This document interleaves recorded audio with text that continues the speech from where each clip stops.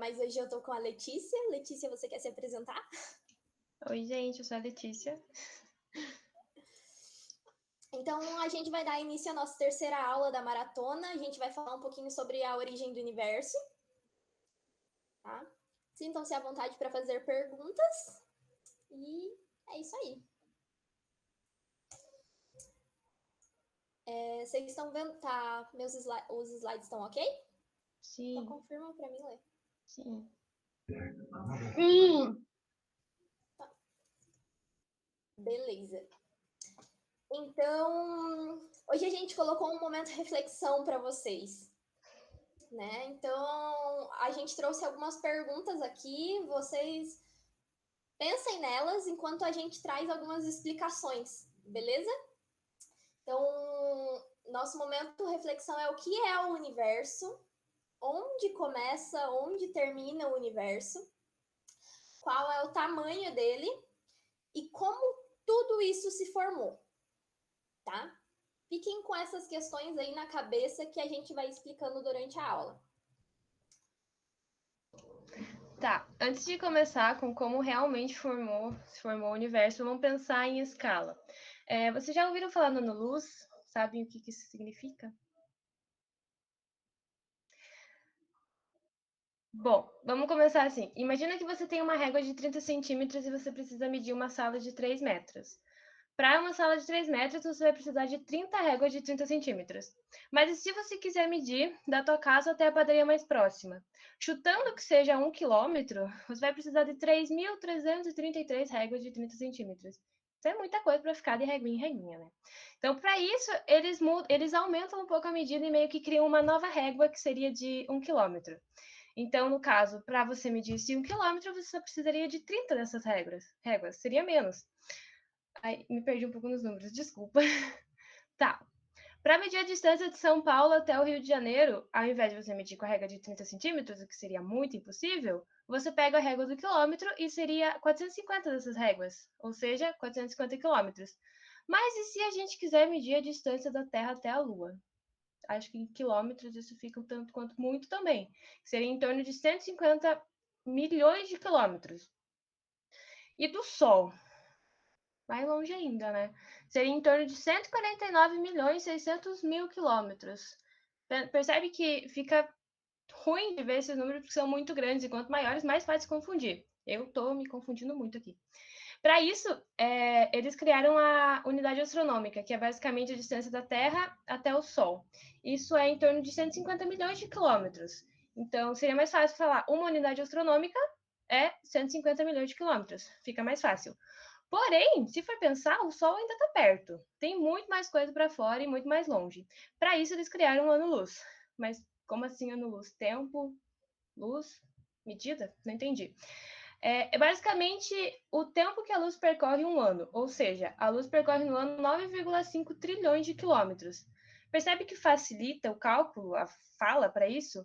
A estrela mais próxima da Terra, depois do Sol, fica 4,2 anos-luz. Percebe que fica mais fácil? Porque se for falar em quilômetros, seria 39 trilhões de quilômetros. Eu não sei nem quantos zeros tem nisso. Isso, por um lado, pode parecer desolador a gente ver que a luz demora tanto para chegar para a gente, porque, por exemplo, o Sol tá longe da gente, então basicamente a gente vê o passado dele. É triste porque a gente está bem desatualizado quanto às novidades de fora, não só do Sol, mas mais fora ainda. Só que isso ajuda muito a gente, porque nos dá a possibilidade de reconstruir a história do universo e entender como que ele evoluiu com o tempo, já que se a gente quer ter as informações do passado, basta a gente olhar para os objetos cada vez mais distantes. Entenderam?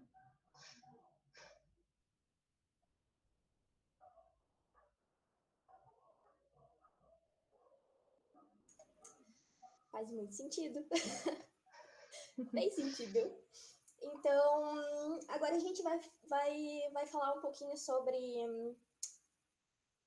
a origem, né? O Big Bang. Então, antes da gente entrar no Big Bang, a gente vai abordar esses tópicos, né, que estão no slide. Mas eu queria perguntar para vocês antes: o que é um átomo? Lembram lá da aula de química de muitos anos atrás, não sei, ou pode ter sido recente também? Vocês podem me dizer o que é um átomo?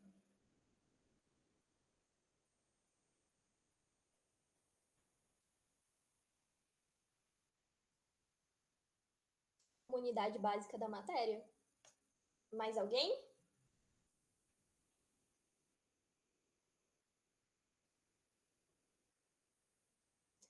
Beleza, eu vou ficar com a resposta do Polizelli. Então, átomo é o nome dado ao formador da matéria. E por muito tempo,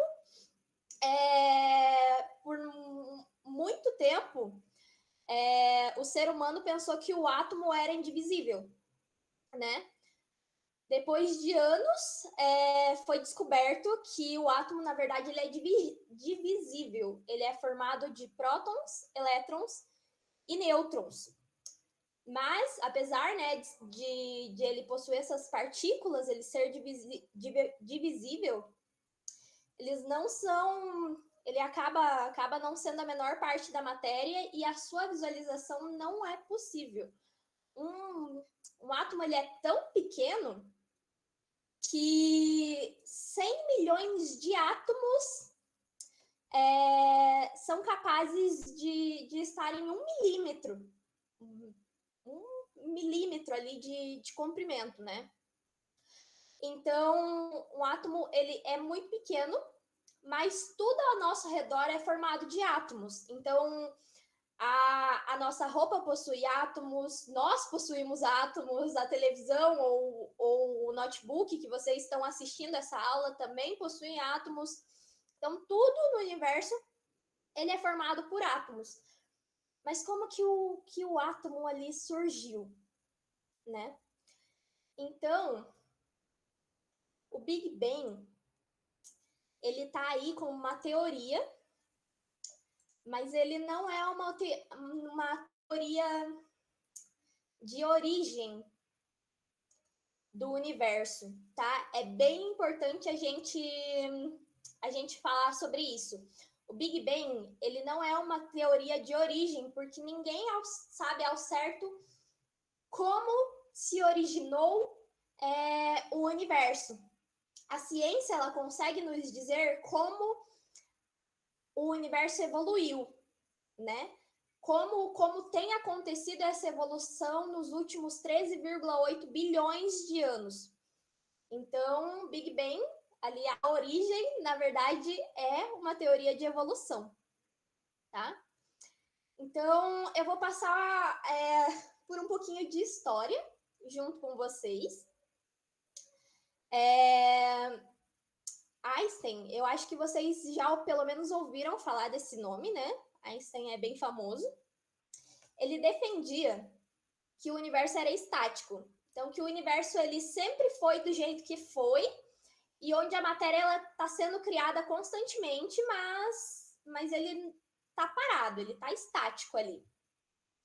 E em 1929, um cara chamado Edwin Hubble, que eu acho que vocês já ouviram esse nome nas nossas últimas aulas também, ele era um astrônomo bem famoso, ele estava observando as galáxias e ele viu o movimento.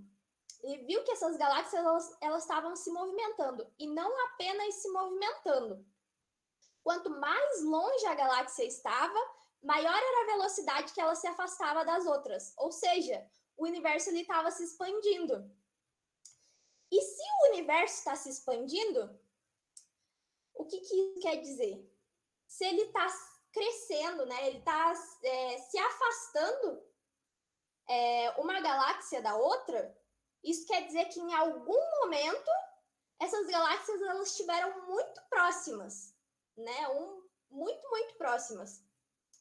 Então, a gente entra numa linha do tempo. A gente fez uma linha do tempo para vocês tentarem acompanhar a origem do universo. A gente vai começar pela era Planck, né? Então, a era Planck aconteceu 10 na menos 43 segundos depois que o Big Bang aconteceu, né?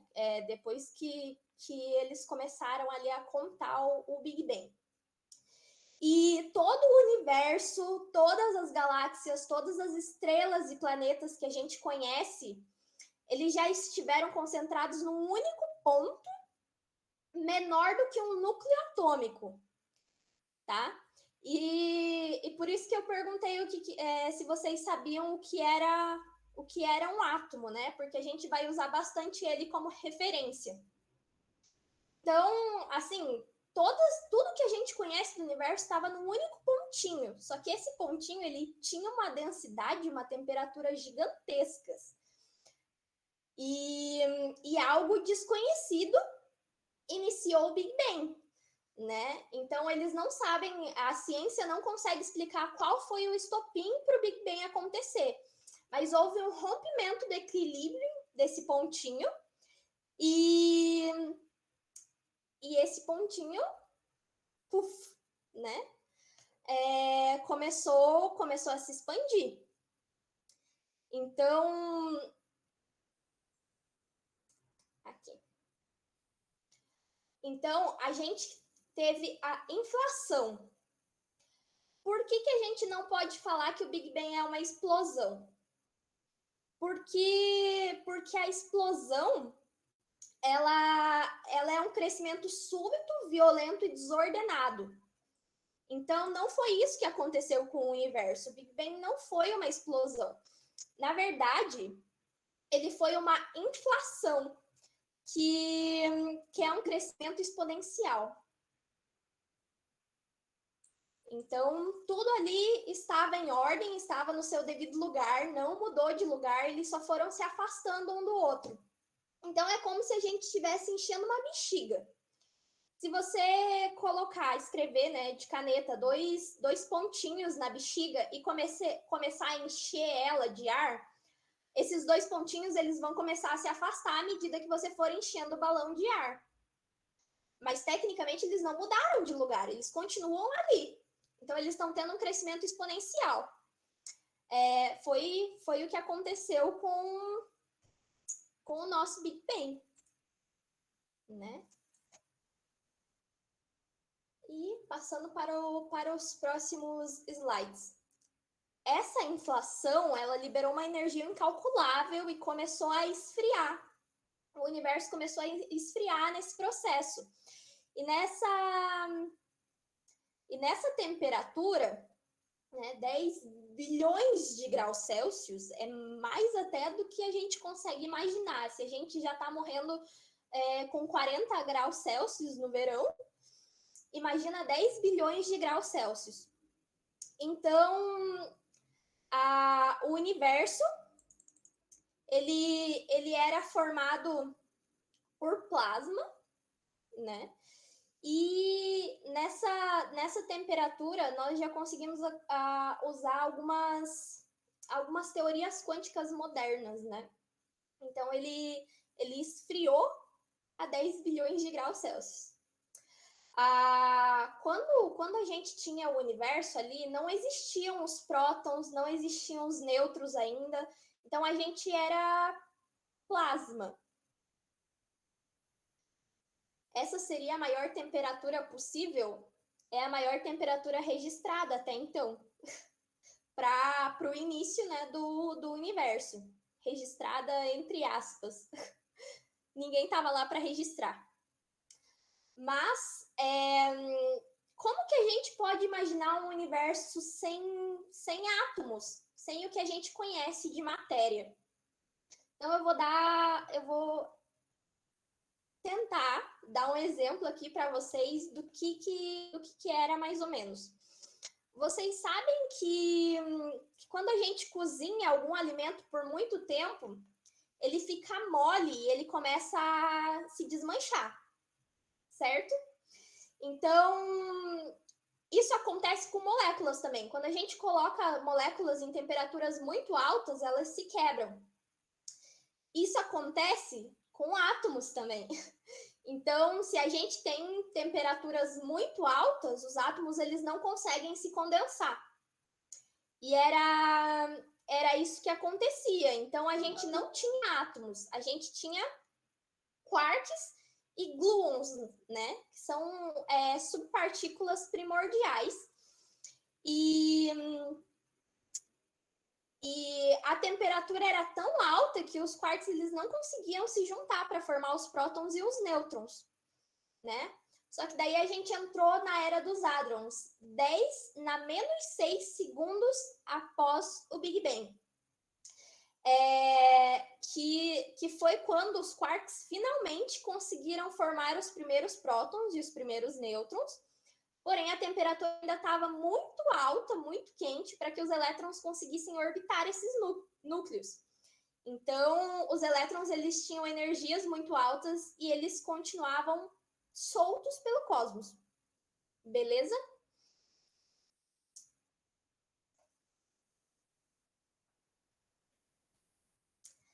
Aí nós entramos na matéria e antimatéria, tá?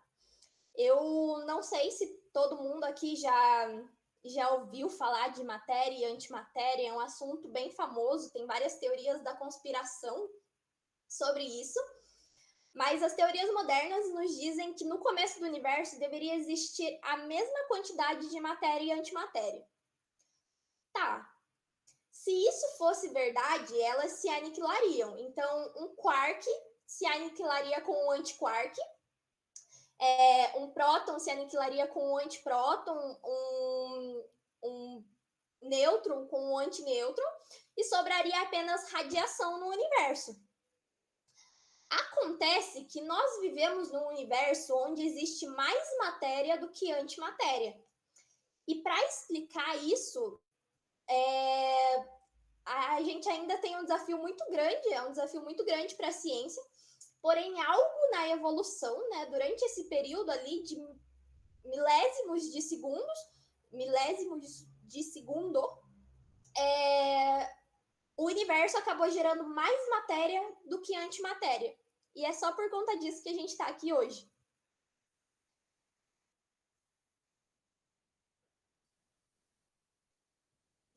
Finalmente, com um segundo depois do Big Bang, nós temos um universo com 10 anos-luz de comprimento. Então, a Letícia ali explicou o que é ano-luz, né? É uma medida de comprimento. E como assim, com um segundo, o universo ele já tem 10 anos-luz? É porque devido à inflação, o universo ele pode se expandir mais rápido que a luz. Então, a gente tem um universo com grandinho, né? Não é muito pequeno, não. E a gente tem algumas partículas, né? A gente tem a radiação, a gente tem os neutrinos, os prótons e os nêutrons ali naquele grande plasma.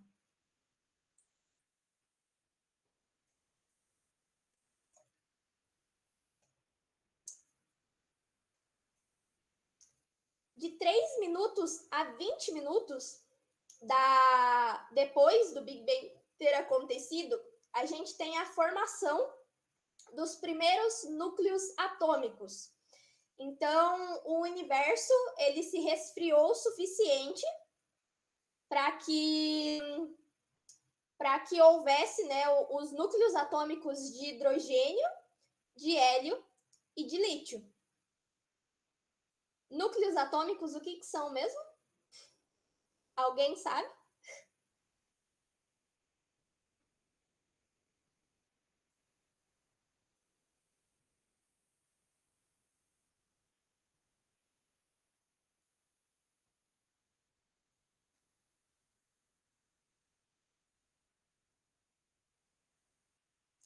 Tá, núcleo do átomo, beleza. Mas o que forma o núcleo do átomo?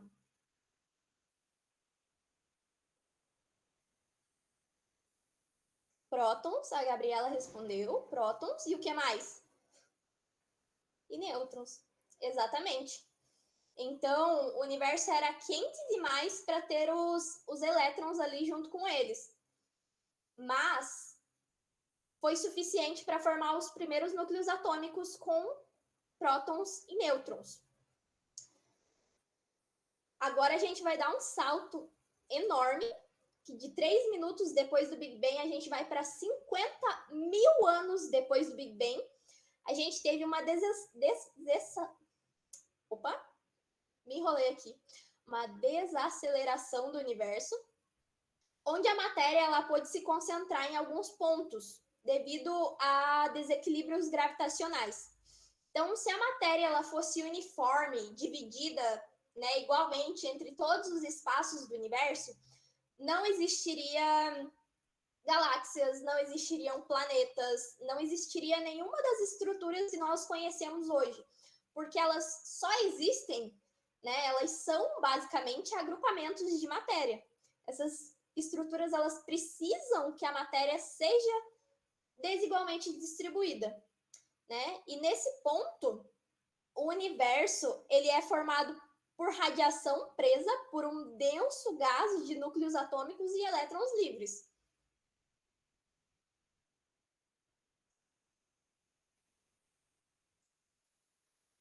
De 50 mil anos, a gente foi para 380 mil anos, onde a gente finalmente teve a formação dos primeiros átomos. Gente, alguma pergunta até aqui?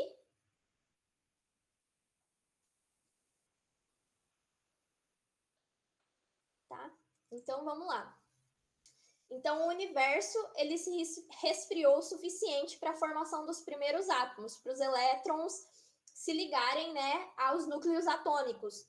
E nesse período, o universo ele era composto por aproximadamente 75% de hidrogênio, 25% de hélio e uma quantidade mínima ali, menos de 1% de lítio. Com o resfriamento, a densidade ela diminuiu e ela permitiu que os fótons eles escapassem, liberando os primeiros raios de luz do nosso universo. Até então, o nosso universo ele era escuro, né? Então a gente teve os primeiros raios de luz e esses raios eles são conhecidos como radiação cósmica de fundo, né? 1% do chiado daquela televisão das televisões antigas, né? É causado por essa luz emitida desse período.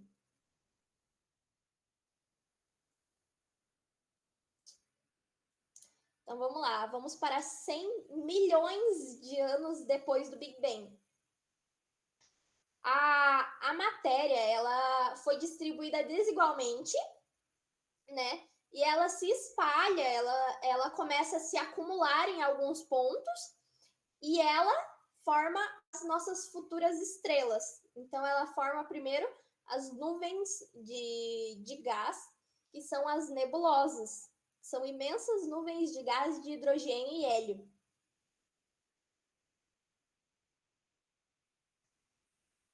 $200 milhões de anos depois do Big Bang, a gente tem a estrela mais velha a ser observada. Então, a ciência acredita que foi a partir desse momento, né, como é a estrela mais velha a ser observada, a gente não conseguiu encontrar nenhuma estrela mais velha do que essa. Então, eles acreditam que foi nesse momento que surgiram as primeiras estrelas, né? As estrelas, elas nascem das nebulosas, que são imensas nuvens de gás compostas, né, por hidrogênio e por hélio, que são os elementos mais comuns do universo, como a gente viu. E pode haver regiões, né, dessa nebulosa com maior concentração de gases. Então, nessas regiões, a força gravitacional ela é maior, o que faz com que ela comece a se contrair. Tá? Alguém levantou a mão. Mas eu não consigo ver quem é. Enfim, se não se manifestar, eu vou continuar. Então, nessas regiões, a força gravitacional ela é maior, o que faz com que ela comece a se contrair, né? E o que eu vou dar um exemplo para vocês. Alguém aqui já encheu o pneu de uma bicicleta? O que acontece? O que acontece com o pneu da bicicleta quando a gente está enchendo o pneu? Enrola o chão de ar. Não é bem isso, Polizeli. Alguém sabe o que acontece? Alguém já foi lá e já sentiu? Aumenta a pressão. E o que acontece quando aumenta a pressão?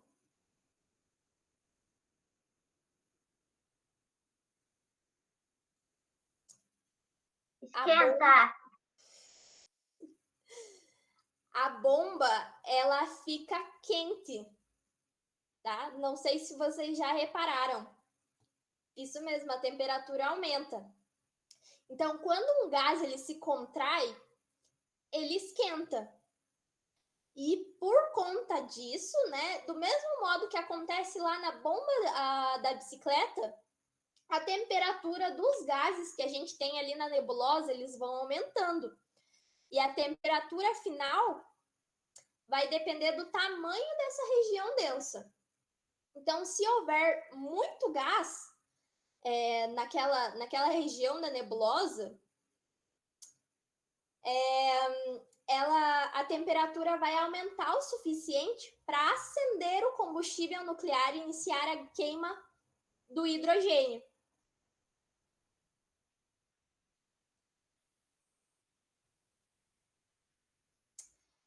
Como que eles acendem isso, né?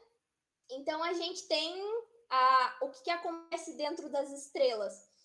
Acontece a fusão nuclear, né? E isso libera muita energia e é assim que nasce uma estrela. Então, a fusão, ela consiste na junção de dois núcleos atômicos menores em outro maior, de menor massa. Então, a gente vai ter ali dois hidrogênios que vão formar o hélio, tá? Então, unir dois núcleos, ele demanda muita energia e condições bem específicas. Então, né, isso acontece dentro das estrelas, tá? Uma reação termonuclear.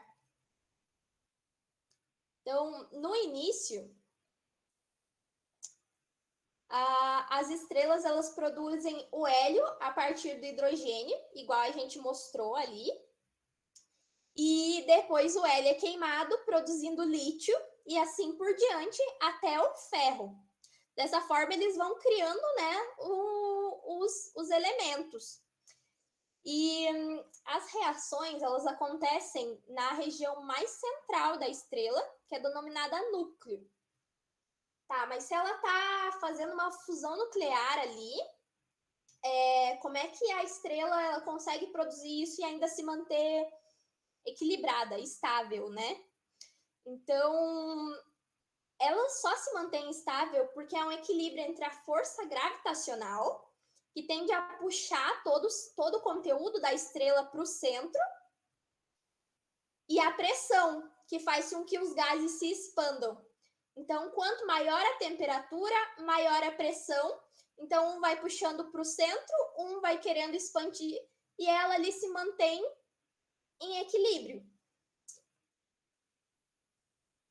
Alguma pergunta até aqui?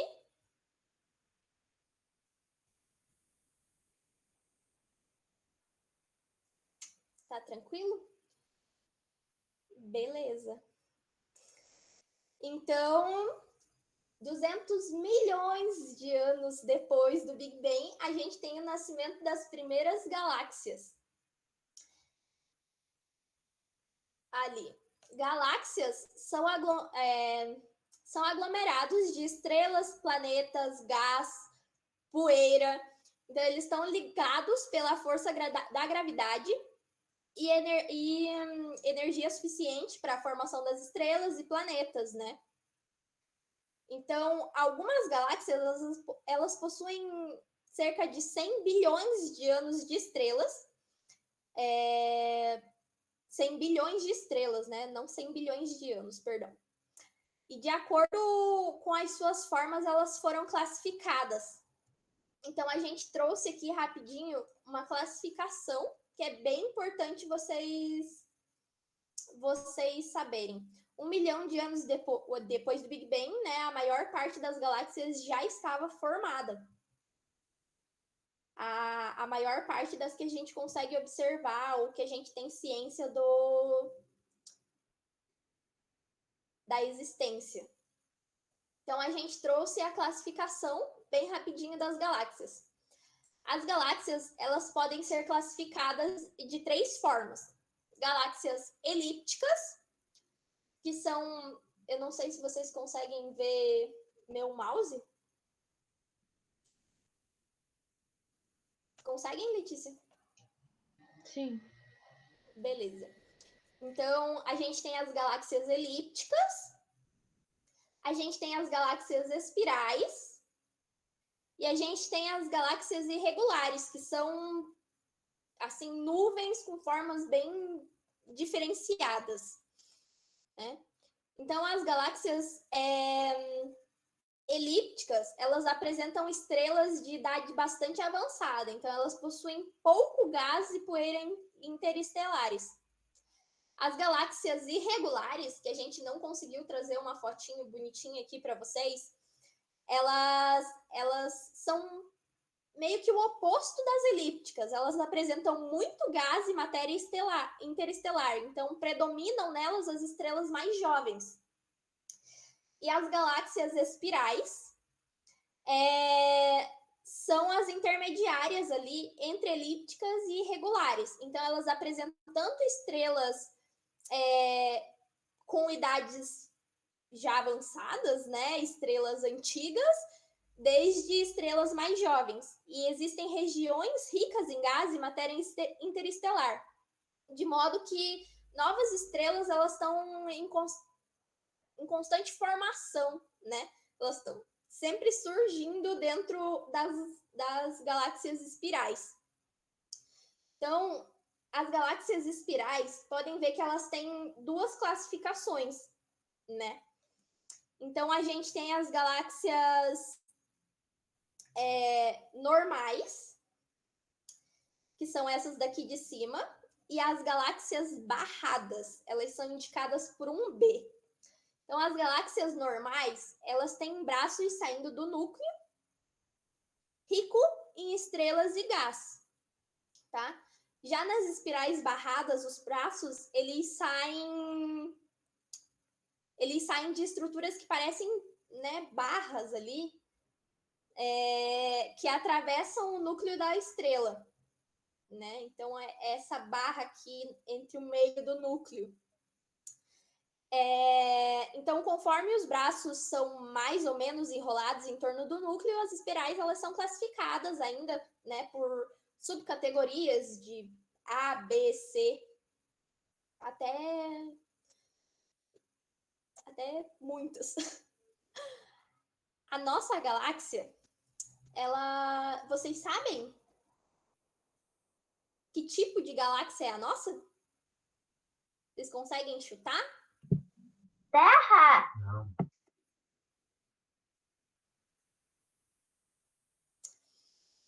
A nossa galáxia, ela é espiral. Isso mesmo. Ela é espiral do tipo SB, né? Então, é essa daqui. Nós temos também uma fotinho da nossa galáxia vizinha, que é a Andrômeda. Então, esse é uma classificação bem rápida das galáxias, só para vocês saberem que existe, tá? Mas a principal classificação é as entre elípticas, espirais e irregulares. E agora a gente vai falar um pouco da nossa galáxia, a Via Láctea. Então, a Via Láctea, ela é tão grande que nós estamos na periferia dela.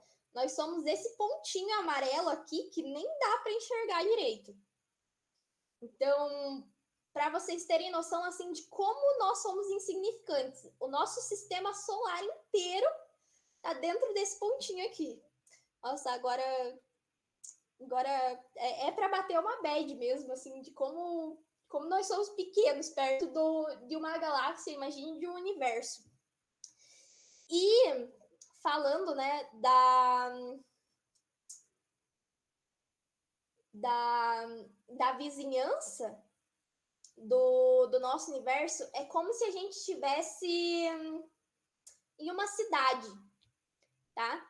Então, dentro da nossa cidade, Ponta Grossa, eu acho que a maioria de vocês está em Ponta Grossa, ou algum lugar aqui por perto. Dentro da cidade, a gente tem ruas, a gente tem bairros, daí a gente tem a cidade, né? A cidade faz parte de um estado, de uma região, de um estado. O estado está dentro de um país. Então, a nossa Via Láctea, ela está dentro de o nosso sistema solar está dentro da Via Láctea, a Via Láctea está dentro de um aglomerado de estrelas. Aglomerado de estrelas, não, aglomerado de galáxias que forma um aglomerado maior ainda. Então, tudo isso forma o universo. É muita coisa. Mas, assim, vamos fechar ali em Via Láctea, nossa vizinha que é a Andrômeda, que não foi explorada ainda, eu acho que alguém perguntou. E a gente vai falar um pouquinho de como surgiu o nosso sistema solar, como surgem os sistemas planetários. Ó, agora aparece o pontinho piscando ali, onde a gente está.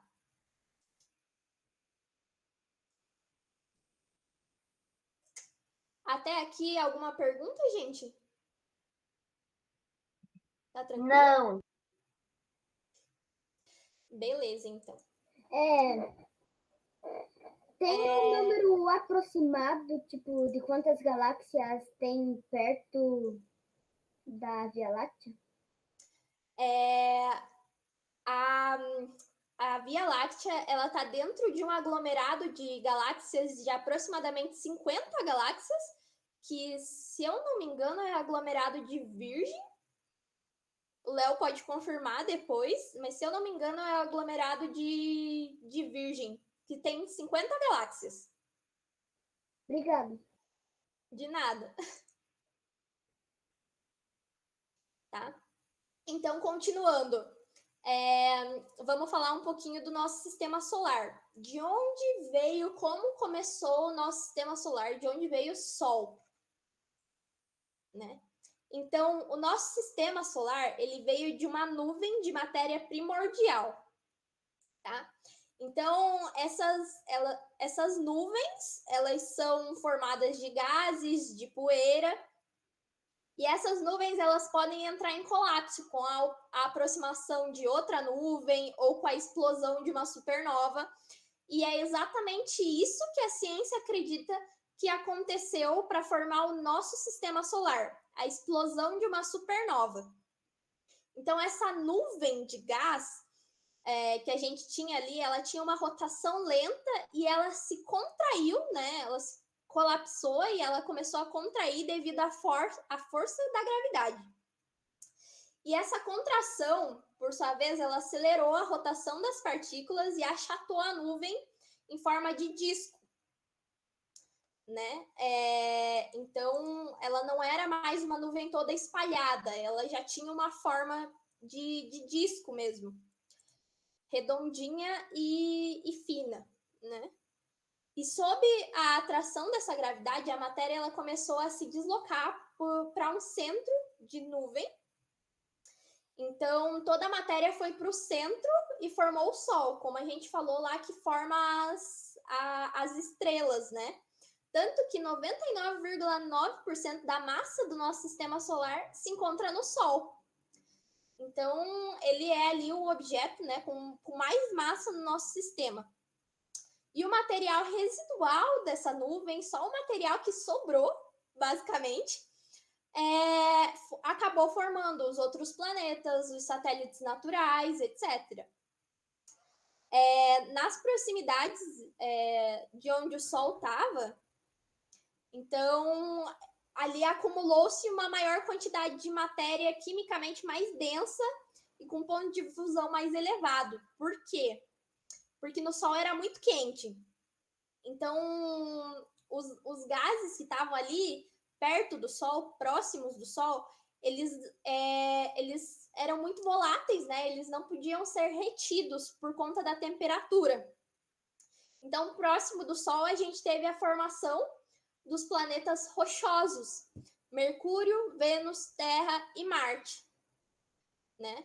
Eles foram formados principalmente a partir do acúmulo de massa por colisão.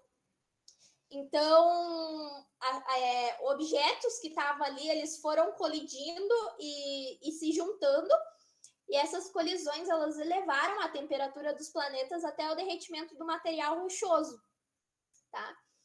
Então, como o resfriamento foi lento, os corpos, eles passaram por um processo de diferenciação. O que é isso?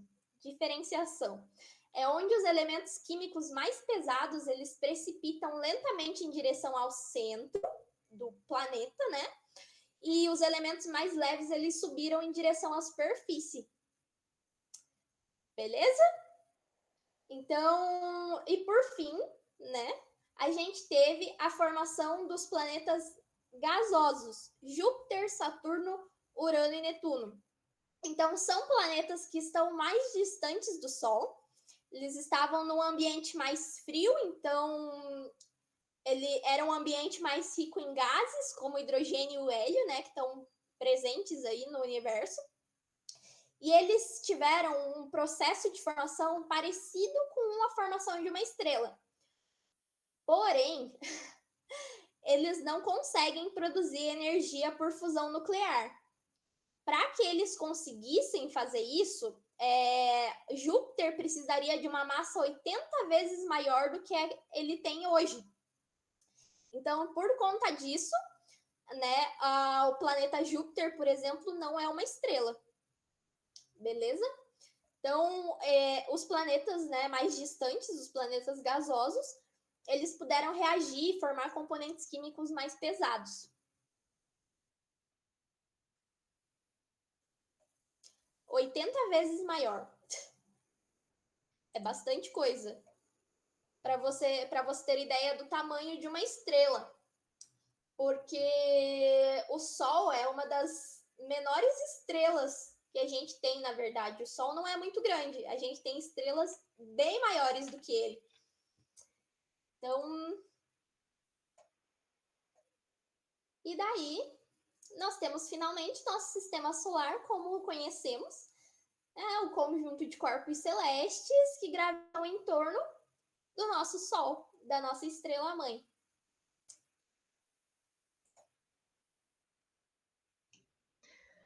Bom, como a Bruna falou, ela explicou basicamente como que surgiu a nossa estrela e os nossos planetas, mas você pode estar se perguntando, e Plutão?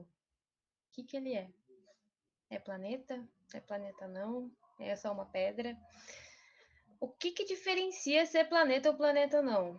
Quando que um corpo celeste é considerado planeta? A Bruna explicou a formação deles, mas bom, a gente tem outros objetos que formaram igual aos planetas, mas não são considerados planetas, porque a formação deles foram basicamente as mesmas, que junto naquela nuvem gasosa que estava girando em torno do núcleo, foi formando com os restos e tal, como ela explicou. Mas e aí, vocês sabem o que diferencia um planeta e um planeta não? Em 2006, numa assembleia da União Astronômica Internacional, eles definiram que para um corpo celeste ser considerado planeta, ele é planeta somente se ele estiver em órbita ao redor do Sol, ou seja, Plutão está.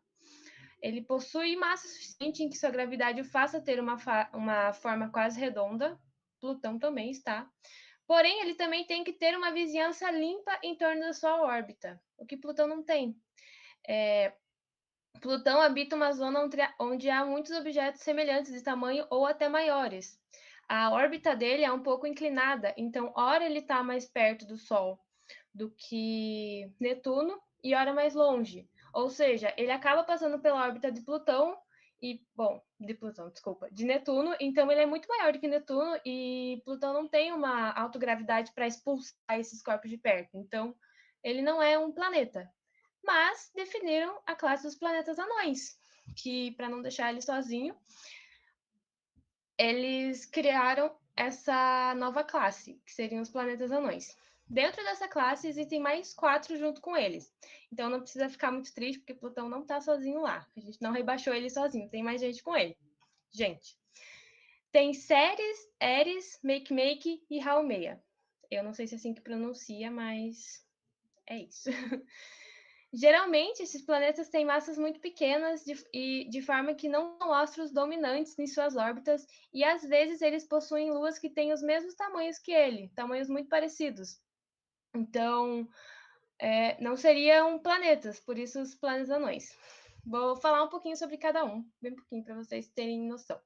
O Ceres, ele é o que mais está próximo da gente. Ele fica no cinturão de asteroide que fica entre Marte e Júpiter e é o maior objeto que é encontrado nessa região. Ou seja, ele é o planeta não mais próximo do Sol. O Haumea é o objeto que possui a rotação mais rápida do nosso sistema solar. Ele completa uma volta ao redor de si em apenas 4 horas.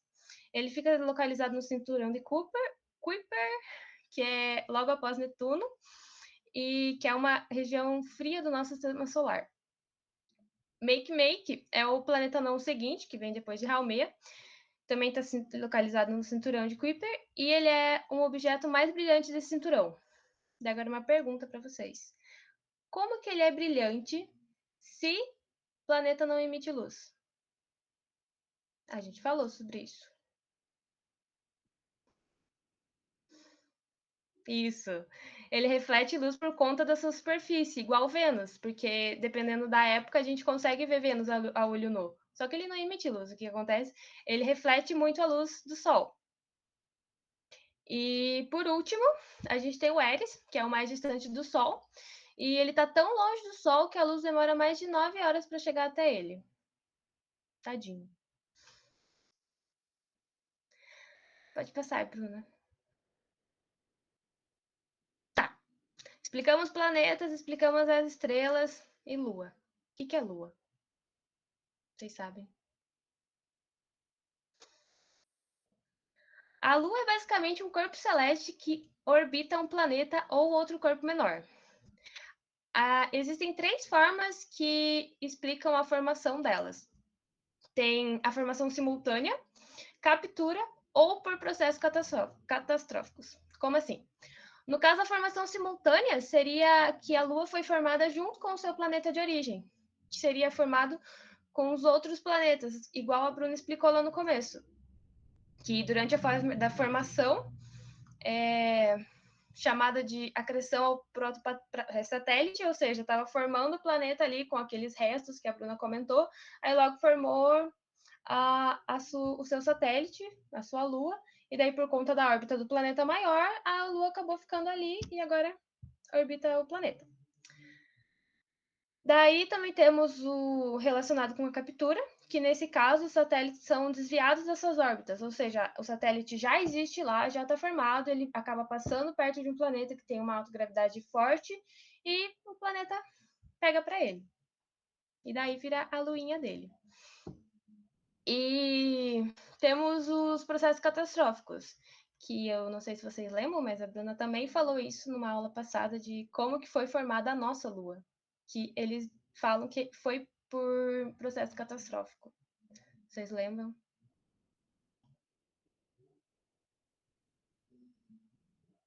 Eu acho que eu dei a resposta do chat, Letícia. Poxa. Bom, é basicamente, então, uma colisão, né? Que no caso da Terra e da nossa Lua, um corpo do tamanho de Marte colidiu com a Terra, aí o resíduo do planeta acabou rodando, girando ali, e aí formou a nossa Lua. E E é isso. Tá. Depois da Lua, a gente tem os asteroides. Volta o slide, por favor. O que são asteroides? Alguém sabe? Os asteroides são corpos rochosos que orbitam em torno do Sol como os planetas, mas que possuem uma massa muito pequena em comparação a eles.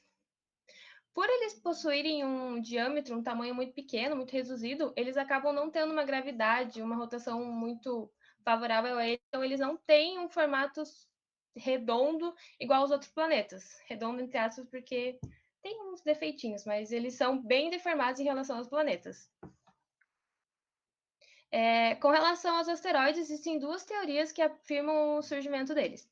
A primeira, que é a mais aceita, afirma que os asteroides se formaram a partir da expansão que deu origem ao universo, como a Bruna falou. E aí a poeira estelar, que não se fundiu a nenhuma massa e não formou nenhum planeta, acabou formando os asteroides. E também tem a segunda, que afirma que eles se formaram a partir de restos de detritos e planetas deles, ou seja, acabou ocorrendo alguma colisão entre os planetas, esse resíduo não formou uma lua desse planeta, acabou formando asteroides por aí. E algumas curiosidades sobre asteroides. Vocês sabiam que todo dia a Terra é atingida por asteroide? Não fiquem com medo. Os asteroides são tão pequenininhos que logo que eles passam da nossa atmosfera, antes mesmo de chegar perto da gente, eles já são queimados e somem, então vira só poeirinha por ali. E outra curiosidade, essa dá um pouquinho de medo. Tem um asteroide que está rondando as nossas vizinhanças por aí, que tem o tamanho de 2 campos de futebol. E se esse asteroide atingir a Terra, dizem que ele pode destruir facilmente uma grande cidade. Porém, tem gente que fala que não vai atingir ou vai atingir, mas caso atinja, fiquem avisados que talvez no ano de 2036 alguma cidade seja destruída. Mas vão avisar, então não precisam ficar nervosos.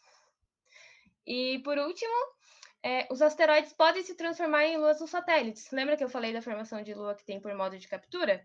Então, o asteroide está ali, passeando na sua órbita, passa por um planeta, o planeta fala, eu quero você como lua, traz ali a gravidade, aí o asteroide vira a lua desse planeta, que foi o que aconteceu com a Phobos, que é a lua de Marte. Era um asteroide, passou ali perto, Marte falou, quero você de lua, virou a lua dele. Pode passar, Bruna. Tá, e cometa. Vocês sabem o que é? Cometa é o menor corpo contido no nosso sistema solar. Ele possui bastante semelhança com o asteroide e é constituído majoritariamente por gelo. Seria uma mistura de grãos não voláteis e gases congelados. Eles também são bastante regulares. A diferença deles é que eles possuem uma órbita altamente elíptica, então consegue fazer uma volta muito próxima ao Sol e voltar para fora. Eles passam, frequentemente eles vão para além da órbita de Plutão, aí passam por lá e voltam. Aí, como eu falei, a composição deles é basicamente água congelada, amônia e metano. Essa combinação gera uma fina atmosfera chamada coma, que quando se aproxima do Sol, por conta da atmosfera altamente elíptica que eles têm, produz uma cauda enorme de material luminoso que se estende a milhões de quilômetros da cabeça dele, para longe do Sol. Essa cauda nada mais é do que o resultado do aquecimento da sua superfície, o que libera substâncias ao espaço no estado gasoso.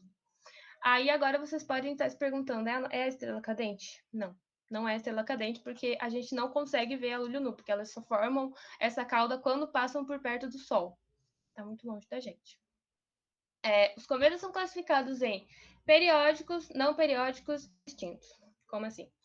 Periódicos são os cometas que possuem uma órbita elíptica bem alongada, então eles geralmente voltam à nossa vizinhança solar num período inferior a 200 anos.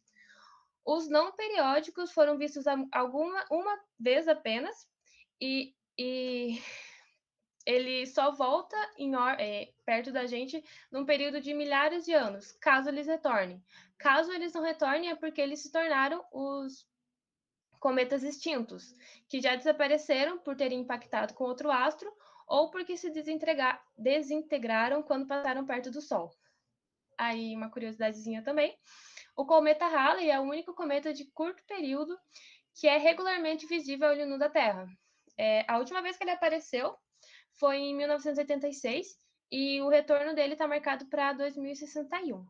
A gente pode ver ele, talvez. Se a gente tiver sorte, o nosso céu estiver limpo, que em Ponta Grossa é impossível. Em 2023, ele vai chegar no ponto mais distante, ou seja, ele passou a órbita de Netuno, aí agora ele vai começar a voltar. Começar não agora, né? Em 2023. Aí ele volta, passa aqui em 2061, aí vai para perto do Sol e fica nessa, até ele bater em alguma coisa ou se desintegrar, como eu falei para vocês. Pode passar. Tá, falei um monte de coisa. Qual que é a diferença entre meteoro, meteorito, meteoroide, asteroide e cometa? Eu nem falei do meteoro, meteorito e meteoroide, mas vocês conhecem?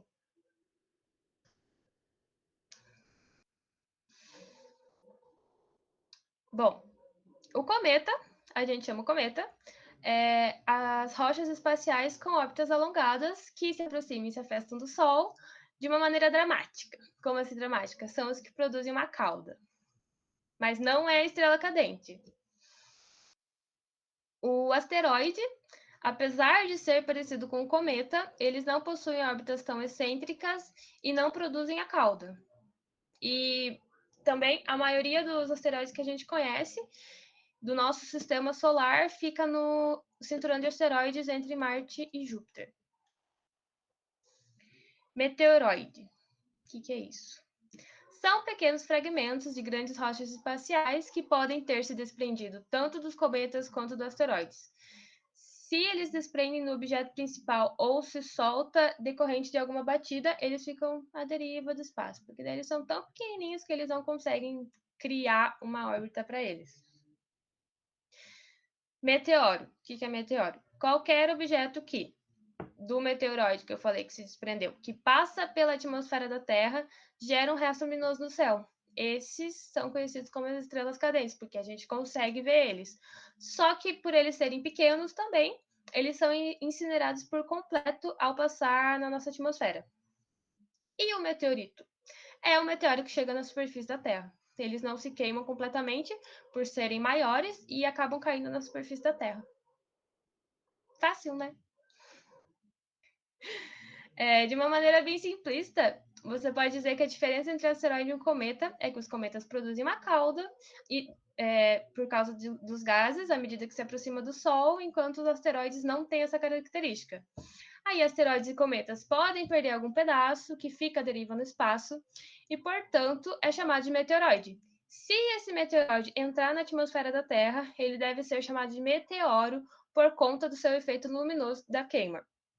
Mas, se esse fragmento sobreviver e atingir a superfície, essa rocha recebe o nome de meteorito. Fácil.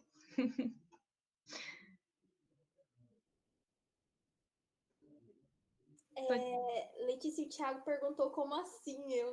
Como assim? Qual parte da explicação? Eu não consigo ver o chat, qual parte.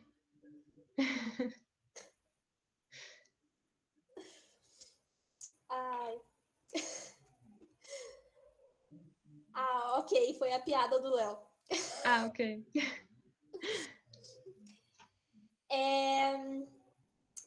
Então, pessoal, a gente falou um pouquinho sobre o que é cada coisa, né? Mas em termos de números, o que a gente tem no nosso sistema solar?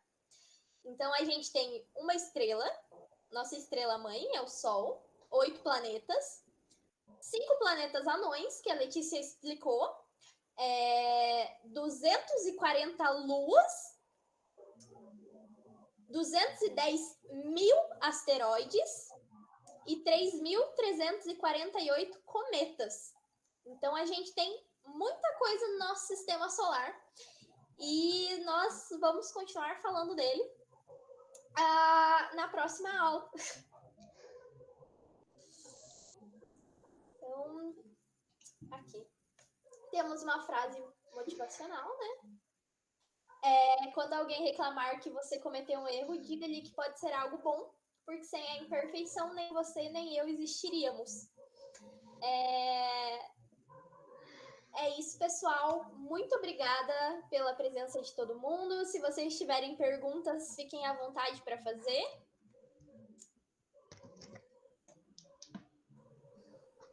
E até a próxima aula. Nenhuma pergunta. Tchau. Não, calma aí. Tchau. Tchau.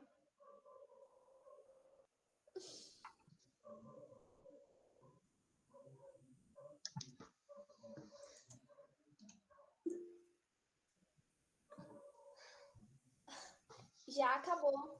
Já acabou. Na próxima aula vocês vão conhecer um pouquinho sobre satélites. A gente vai continuar falando do universo. A gente vai ter uma aula de evolução estelar só para falar de estrelas, especificamente só para elas. E é isso aí.